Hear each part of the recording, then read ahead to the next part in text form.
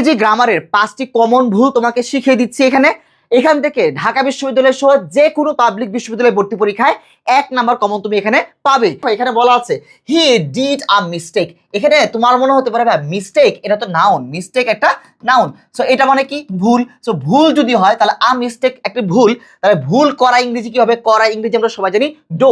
So এখান থেকে বলতে পারো ডু আ মিস্টেক, অতীতে হলে ডিড আ মিস্টেক। এখন এটাই হচ্ছে কি ভুল, ভুল করা ইংরেজি কিন্তু ডু আ মিস্টেক না, ভুল করা ইংরেজি মিস্টেক মানে হচ্ছে কি ভুল। মিস্টেক মানে কি ভাইয়া? ভুল, যেটা একটা নাউন, তাই না? A mistake. এখন ভুল করা ইংরেজি হচ্ছে কি মেক আ মিস্টেক। কি ভাইয়া? Make a mistake. সো মিস্টেকের শুরুটা হলো কি দ্বারা? এম দ্বারা।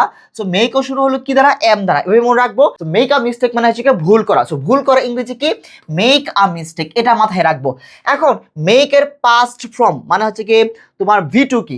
মেক এর পাস্ট ফর্ম বা ভি2 হচ্ছে কি মেড। তাহলে সে ভুল করেছিল, হি মেড আ মিস্টেক, এটা হচ্ছে কারেক্ট অ্যান্সার, এটা হচ্ছে কি correct sentence.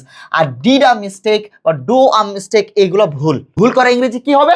Make a mistake, make a mistake. So আশা করি বিশ্ববিদ্যালয় ভর্তি পরীক্ষা এখান থেকে যদি প্রশ্ন আসে 1 নাম্বার কিন্তু তোমার এখানে কনফার্ম হয়ে গেল। প্রতিদিন তুমি সচরাচর এই ভুলটা করো, যে প্রায়শ তুমি তোমার বন্ধুদেরকে বলো যে দোস্ত আমি তোর সাথে একমত, এরকমটা বলো না, I am agree with you, I am agree with you, এটা কিন্তু একটা ভুল সেন্টেন্স, এটা বুঝো। I am agree with you এটা কিন্তু ভুল। কেন ভুল? দেখো অ্যাগ্রি নিজেই কিন্তু একটা ভার্ব, তাই না? এর আগে কিন্তু এম অক্সিলারি ভার্বটা ব্যবহার হবে না। কেন হবে না? তোমরা জানো যে এম, ইজ এবং আর এগুলোর পরে সাধারণত কি হবে? বসবে অ্যাডজেক্টিভ অথবা নাউন। অ্যাডজেক্টিভ অথবা কি বসবে? নাউন বসবে। এম ইজারের পরে কি সরাসরি ভার্ব বসানো যায়? এম ইজের পরে সরাসরি ভার্ব বসানো যায় না। যদি সেই ভার্ব বসে তাহলে অবশ্যই তার সাথে আইএনজি যুক্ত করে দিতে হবে। তার সাথে কি করতে হবে? আইএনজি যুক্ত করে দিতে হবে। তার মানে এম ইজারের পরে সরাসরি ভার্ব বসে না, যেহেতু এম একটা অক্সিলারি ভার্ব, তারপরে অ্যাগ্রি যেহেতু নিজেই ভার্ব, তাই এখানে কি বসানো যাবে না? কোনো ধরনের এই বাক্যে কোনো ধরনের অক্সিলারি ভার্ব বসানো যাবে না। আর বসাতে হলে অবশ্যই তার সাথে আইএনজি যুক্ত করে দিতে হবে।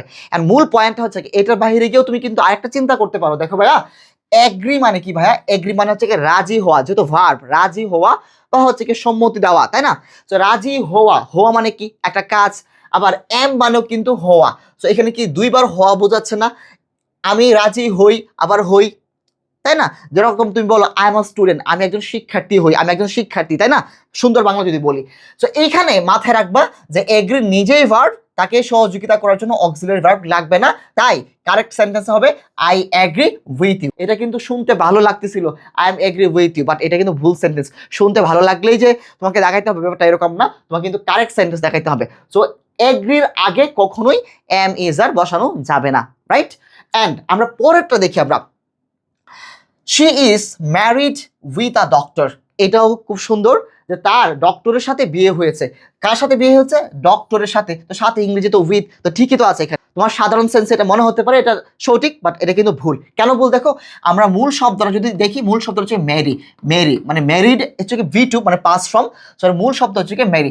মেরির পরে সাধারণত টু প্রেপোজিশন বসে বিয়ে করা অর্থে। তো বিয়ে দেওয়া অর্থে আবার মেরির পরে অফ বসতে পারে, অ ডাবল এফ, ঠিক আছে? এই দুটো প্রেপোজিশন বসে মেরির পরে।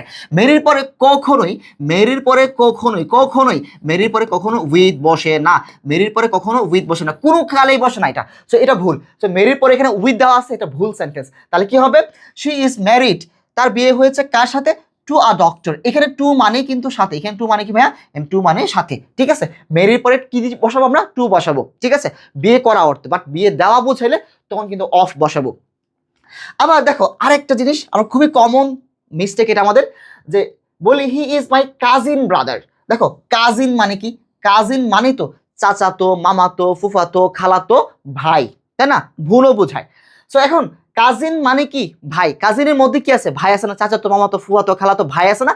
তো কাজিনের মধ্যে তো একটা ব্রাদার আছে, এরপরে কি আবার ব্রাদার দেওয়া দরকার আছে? দেওয়ার কোনো দরকার নেই। কাজিন মানে কিন্তু ভাই বোঝাচ্ছে। কাজিন মানে কি? চাচাতো ভাই। তো এখানে ভাই ভাই দুইবার হয়ে যাচ্ছে না? এইটাকে বলে আমরা ইংরেজিতে রিডান্ডেন্সি। রিডান্ডেন্সিটা করা যাবে না। রিডান্ডেন্সি মানে কি? পুনরাবৃত্তি।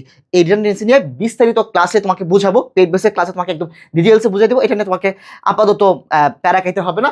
আপাতত এটা বুঝো যে কাজিনের পরে কখনোই ব্রাদার বসাইতে পারবে না, কাজিনের পরে কখনো সিস্টার বসানো যাবে না। কাজিনের মধ্যে আছে ব্রাদার, কাজিনের মধ্যে সিস্টার আছে। কাজিন বলতে কি বুঝো?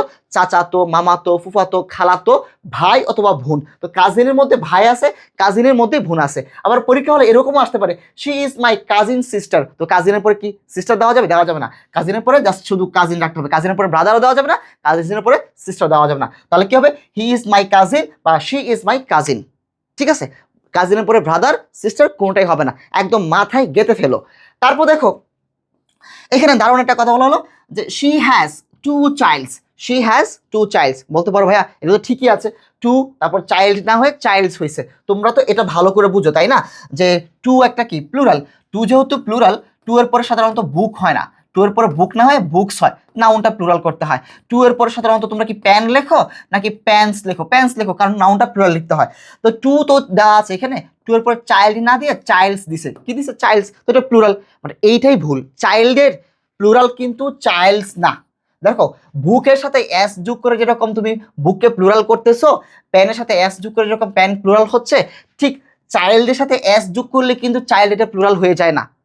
তাহলে চাইল্ডকে কিভাবে প্লুরাল করতে হয়? চাইল্ডের প্লুরাল হচ্ছে কি চিলড্রেন। চাইল্ডের প্লুরাল কি? চিলড্রেন। তোমাকে লিখতে হবে শি হ্যাজ টু চিলড্রেন বা she has many children, she has 5 children, এরকম করে লিখতে হবে, নট চাইল্ডস।